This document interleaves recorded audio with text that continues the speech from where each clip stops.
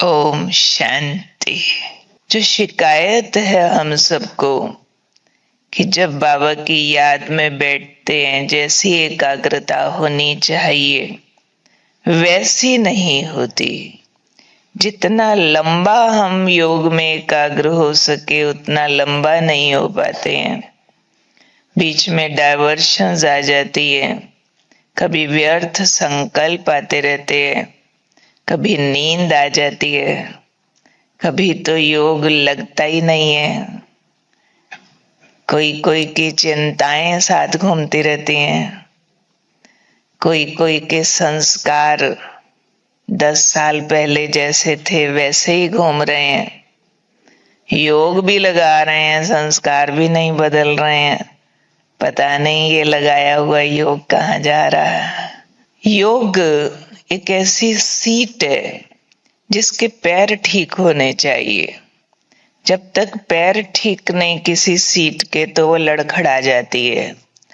ऐसे ही योग एक सूक्ष्म कनेक्शन है बाबा के साथ, तो उस कनेक्शन में कुछ प्रॉपर प्रोसीजर होता है, उसका विज्ञान होता है।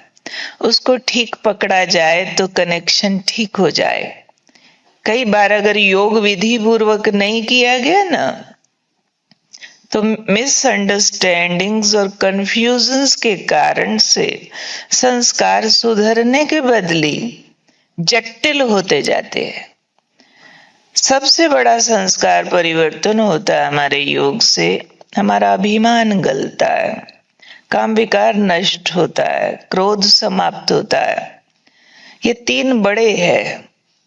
क्रोध शांति में बदल जाता है, अभिमान विनम्रता में बदल जाता है और काम विकार संपूर्ण पवित्र दृष्टि वृत्ति में बदल जाता है। पर जिसने ठीक योग लगाया नहीं तो उसको अंदर रजिस्टर होता जाता है, मैं ज्ञानी हूं, मुझे ये आता है वो आता है, मैंने योग लगाया, इतने बजे भी लगाया, उतने बजे भी लगाया। ठीक विधि नहीं आती है तो उसका ईगो खत्म होने के बजाय बढ़ता भी है, रिएक्शंस भी आते हैं। कोई कोई ना ज्ञान में चल के सिर्फ साल गिनते रहते हैं, कितने घंटे योग में सेंटर पे आए, झाड़ू पोछा किया, ये भी किया वो भी किया, इतनी मुरलियां पढ़ डाली, इतनी सुना डाली, इतनों को कोर्स करा डाला। उनका अभिमान का ये भी खत्म नहीं होता, थोड़ा सा और बढ़ जाता है। क्योंकि जो बेसिक फार्मूला था राजयोग का वो पकड़े बिना बाकी सब कुछ पकड़ लिया। बेसिक तारे जोड़ी नहीं, बाकी सारा कुछ ठीक ठाक कर दिया, डब्बा डुब्बा, बटन बटन सारे दबा दिए, बिजली आई नहीं। जो मेन तार जोड़नी थी वो नहीं जोड़ी। यहां भी कोई कोई मेन तार मिस करते हैं। मेन तार है भगवान वाच राजयोग का फॉर्मूला।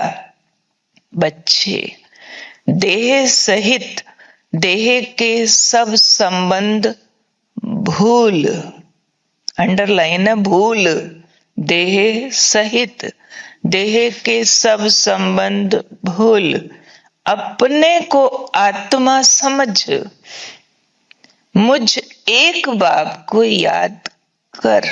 बाकी कुछ कुछ मिस करते रहते हैं।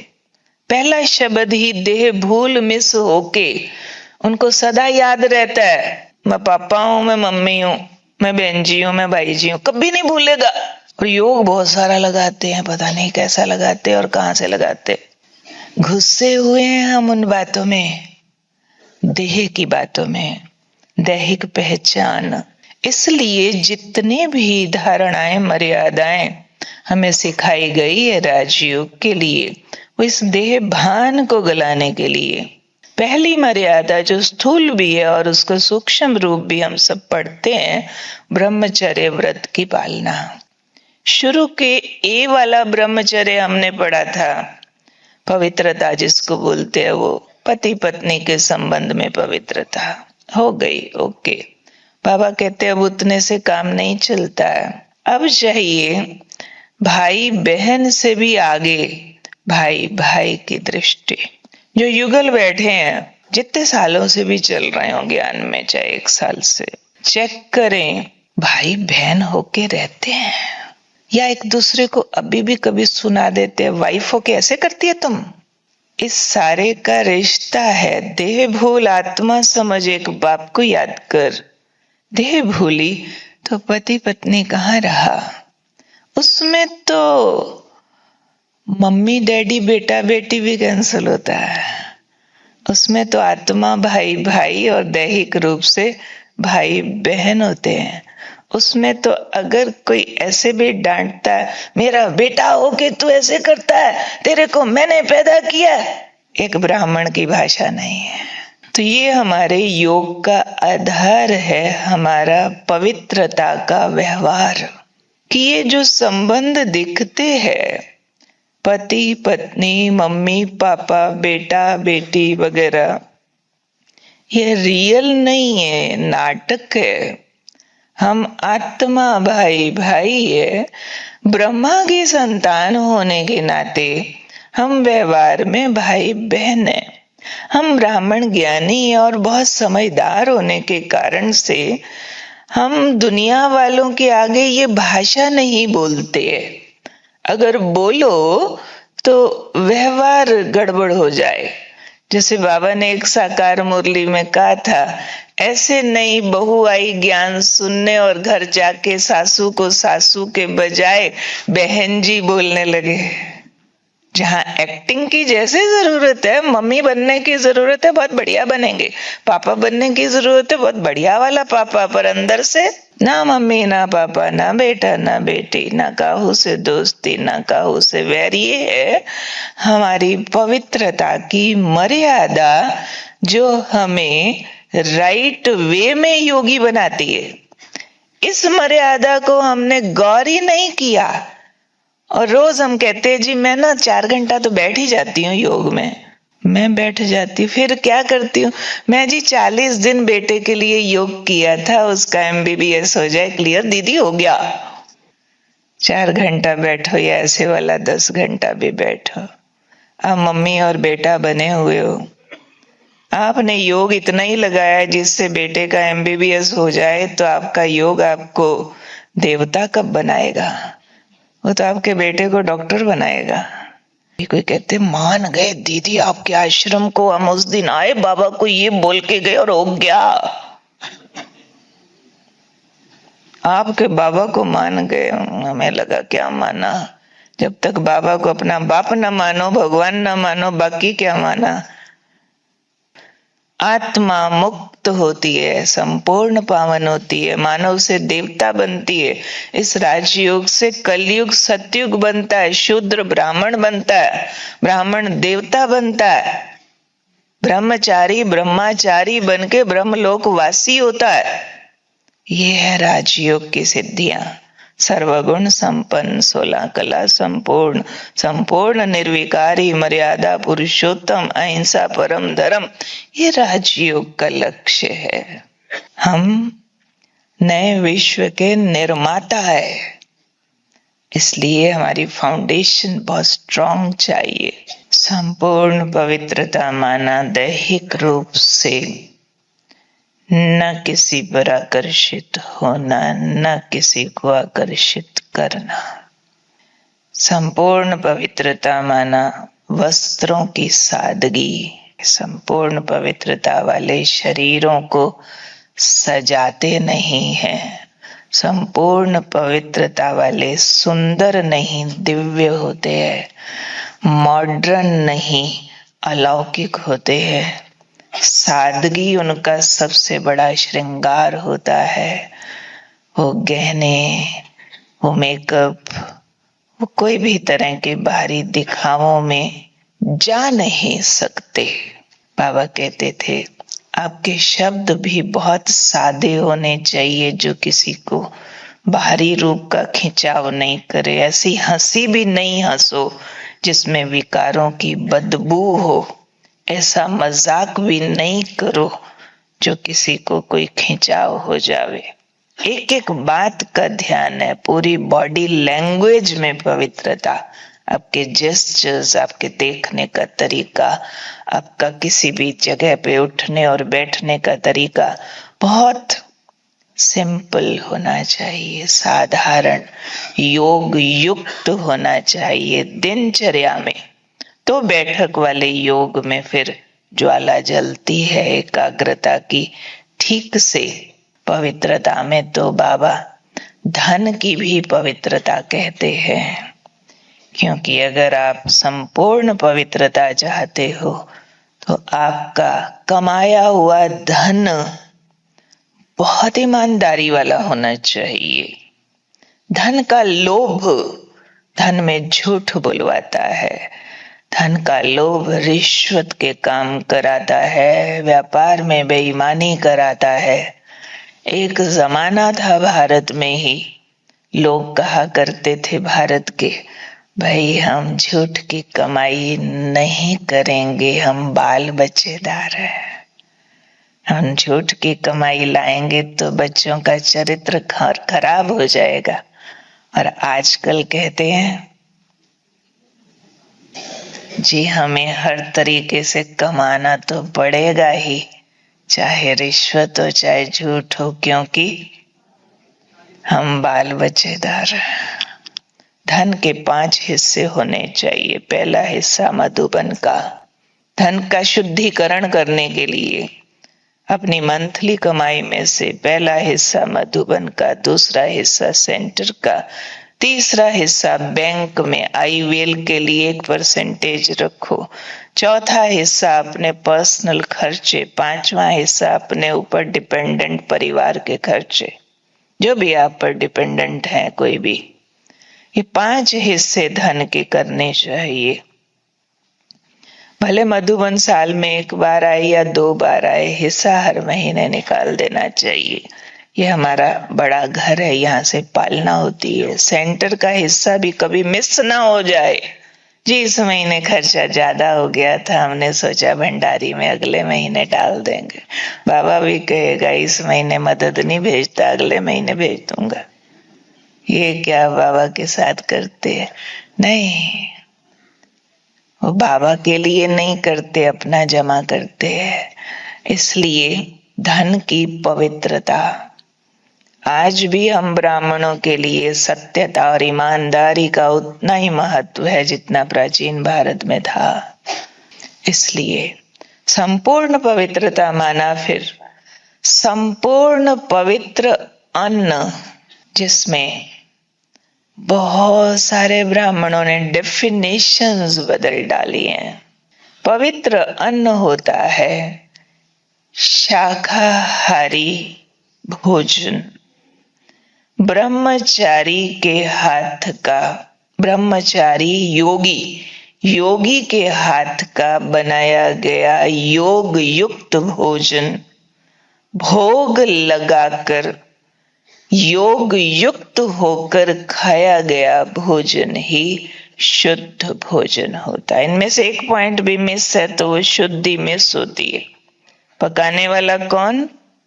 ब्रह्मचारी और योगी, कंपल्सरी सब्जेक्ट है। पकाए क्या? शाकाहारी। पकाए कैसे? योग युक्त होकर। फिर खाने से पहले विधिवत भोग लगाए और योग युक्त खाए तो शुद्ध भोजन है। नहीं तो कईयों ने इतनी लंबी लिस्ट अपने को अलाउ कर दिया खुद ब खुद। कई ब्राह्मण एक दूसरे के टीचर खुद ही बन जाते हैं, एक दूसरे को टीचर खुद ही बना लेते हैं, कहीं भी वेरीफाई किए बिना। जी हमारे फलाने हैं ना इतने पुराने ज्ञान में ना, वो तो बाजार का बिस्कुट खा लेते, वो चॉकलेट भी खा लेते, वो कोल्ड ड्रिंक भी पी लेते हैं, वो मक्खन भी खा लेते हैं, वो जी ये वो और ये भी वो खा लेते हैं, इसलिए हम भी खा लेते हैं। ब्राह्मण एक दूसरे के यहाँ जाते हैं, तेरे घर आए तुझे समोसा अच्छा आता है, बनाओ भाई, खाओ भाई, पार्टी करो। तेरे घर आए पकोड़ा खा लेते हैं, सब अलाउड है। नहीं, जितना अपने आप को इसमें रिस्ट्रिक्ट करेंगे उतना अच्छे योगी बनेंगे। हर एक के घर की शुद्धि एक जैसी नहीं होती है। कहीं पर माता जी ज्ञान में चलती है, बहू बच्चे प्याज भी खाते, नॉनवेज भी खाते, या चलो नहीं भी खाते पर वो बनाते, या वही वातावरण है। उधर टीवी पर फिल्में भी चल रही है, उधर खाना भी बन रहा, और हम उनके यहाँ पवित्र भोजन समझ करके खाने भी जा रहे हैं एक दूसरे के घरों में। Check yourself. बहुत सारे भाई शिकायत करते हैं, कई माताएं भी, जी हमें कहीं बाहर जाना पड़ता है दीदी, फिर क्या करें। चलो घर में तो हम शुद्ध खा लेते हैं, बाहर जाए तो क्या करें दीदी, फिर हम बाहर खा लेते हैं। किसने अलाउ किया? खुद ने खुद को। क्यों खा लेते हैं? किसी की शादी पे जाओ फिर नहीं खाओ तो वो बुरा मानेंगे ना। होता अपना जीभ का लालच, बहाने देते हैं, किसी के यहाँ जाते हैं ना, खाना पड़ता है। अरे पड़ता क्या होता है मुझे कभी नहीं समझ आया। बिल्कुल प्राइवेट मुंह है, प्राइवेट हाथ है, इस हाथ ने इस मुंह तक जाना है। कौन जबरदस्ती आपके अंदर डालने वाला है? हम इधर उधर हो जाएंगे जब भोजन का टाइम आएगा, या फिर हम कहेंगे तबीयत ठीक नहीं, या फिर हम कहेंगे मेरे को डॉक्टर ने मना किया, या हम कहेंगे हमने व्रत रखा हुआ। फिर कहते हैं कई ब्राह्मण, अच्छा झूठ बोले। हम कहते कहाँ झूठ बोला? व्रत तो व्रत है ना हमारा कि हमने शुद्ध भोजन ही खाना है, अशुद्ध नहीं खाना। सीधा उनको बोलो आप विकारों में जाते हुए पति, तो इसलिए आप ज्ञात का नहीं खाना। कितनी बड़ी चोट हो जाएगी। इतना थोड़ी किसी को सख्त बोला जाता है। नहीं, व्रत है मेरा, है ना, शुद्ध मिले तो खाए, नहीं मिले तो एक हफ्ता भी भूखे रहो, नहीं मरेंगे गारंटी है। आजकल फल भी यूं ही ना खा जाओ, चार्ज करो। पानी यूं ही ना पी जाओ, चार्ज करो।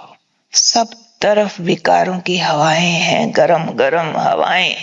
तपती हवाओं में वायुमंडल बहुत दूषित है। इसलिए संभल संभल पग धरना प्राणी। ये जो योग की एकाग्रता है ना, कबीर दास जी ने इस एकाग्रता के लिए लिखा है, ये कमल तंतु से अधिक सूक्ष्म है पकड़नी। कमल की पत्ती से धागा निकालना बहुत अत्यधिक सूक्ष्म काम होता है, और तलवार की धार पर चलने से अधिक सावधानी मांगती है। कोई कहे तलवार की धार पे बिना पैर काटे चलो, धार भी तेज है, कैसे चलेंगे?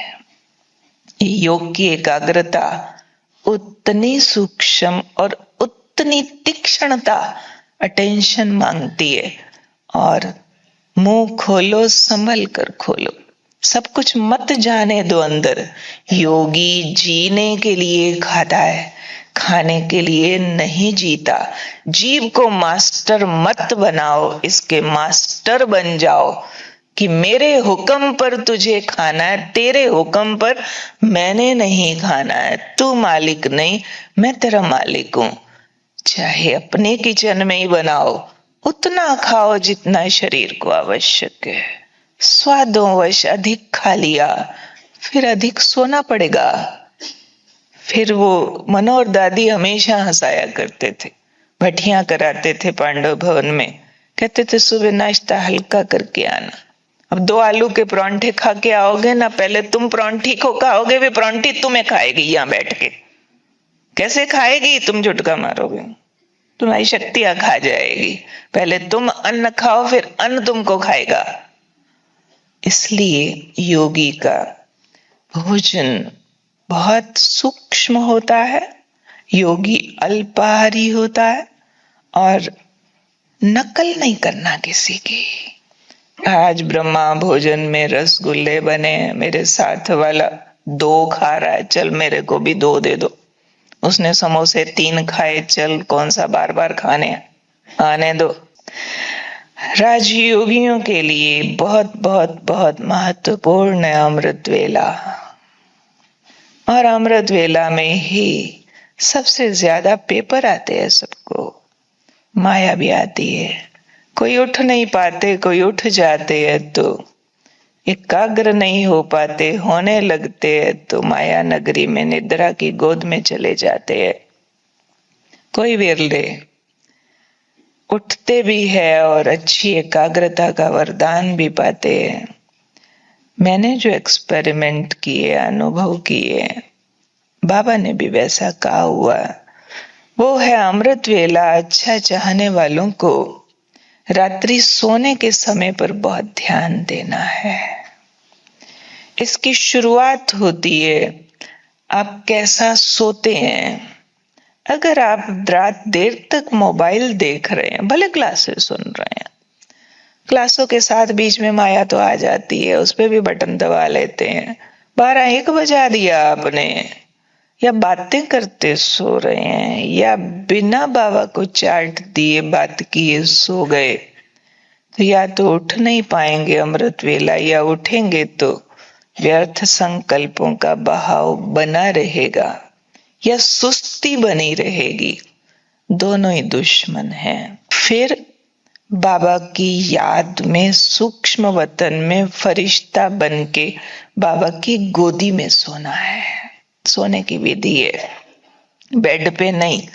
हमारा बेड बादलों पे होता है, ब्रह्मा माँ की गोदी का तकिया होता है, शिव बाप की लोरी होती है, और हम अपने माँ बाप, पारलौकिक माँ बाप की गोद में सोते हैं और बाबा को कह के सोते हैं, बाबा अमृत वेले आप आना, हमें उठाना, हम उठेंगे।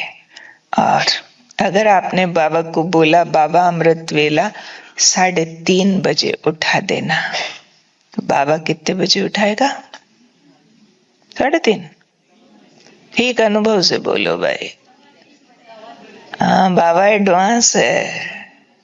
4 बोला तो 3:30 उठा देगा, 3:30 बोला तो 3:15 या 3 बजे उठा देगा। आपने तो बोला था बाबा 3:30 उठाना, और आपकी आंख खुली 3:15। अच्छा, 3:15 हो भी गए, 3:30 उठना था। थोड़ी देर और सो जाते। अब आपके 3:30 कितने बजे बजेंगे? कितने अच्छे अनुभवी हो ना सारे। सबने एक जैसा बोला 5 बजे। कितना जोरदार अनुभव है और सिमिलर। इसलिए अगर बाबा एडवांस उठाए तो बाबा की स्मार्टनेस को समझ जाओ, क्योंकि बाबा तो आके कहेगा जागो मेरे लाडले। उन्हें कहा 5 मिनट बाद, बाबा तो बड़ा आदमी है, दोबारा नहीं आएगा। बाबा के जाते ही माया मौसी आ जाएगी। बाबा तो गाना गा के गया था, अमृत वेला शुद्ध पवन है मेरे लाडलो जागो। बाबा के जाते ही मौसी आके क्या गाएगी? सो जा लाडले। कौन सा गाना उस समय अच्छा लगेगा? मौसी का कि ब्रह्मा माँ का? मौसी तो बहुत मीठा गाएगी, ब्रह्मा माँ सख्ती से जगाएगी, जाग सजनिया जाग, सजनी जिम्मेवार होके जाग जा। रात को ठीक बात की होगी और सुबह जैसे ही आंख खुले पैर जमीन पर एकदम उठ जाना है। थोड़ी देर बाद उठते नहीं, और रात को ही कोई थॉट लेकर सोना है। उठते ही पहला संकल्प ही कंट्रोल करना है, वाह वाह वाह आ गए, शुक्रिया, गुड मॉर्निंग। मैं आत्मा अभी शरीर का कपड़ा उतार के आपके पास वतन में आई मीठे बाबा, बस आपने आज मुझे बहुत माल खिलाना है, गुणों का, शक्तियों का। ऐसे बात करना चालू, मुंह धो, ब्रश करो, थोड़ा चाय पीना हो तो पियो, फिर जाकर एकाग्रता में बैठो। मन बुद्धि को पूरा काम दे करके बैठो। लिस्ट बहुत लंबी है मर्यादाओं की, क्योंकि हमारा सारा जीवन मर्यादाओं पर आधारित है। लेकिन पक्का समझ लो, हम गृहस्थी नहीं है, हम योगी हैं, दुनिया में अवतार हैं। प्रवृत्ति बहाना है, प्रभु का प्रकाश दिखाने का एक जरिया है बस, कि हम प्रवृत्ति में भी कैसे योगी होके रहते हैं। तो स्पार्कलर्स हैं, बाबा के लाइट हाउस है, प्रकाश फैलाने वाले हैं। इसलिए मर्यादा पुरुषोत्तम बनना है, जो हमारा दैवी डिग्री का एक एस्पेक्ट है। मर्यादा पुरुषोत्तम सतयुग में नहीं बनेंगे, यहाँ बनेंगे। अंडरलाइन करना है, मैं महातपस्वी महायोगी हूँ, मेरी एक भी मर्यादा मिस मेरे से हो नहीं सकती। मैं मर्यादा पुरुषोत्तम आत्मा हूँ। ठीक है, शांति।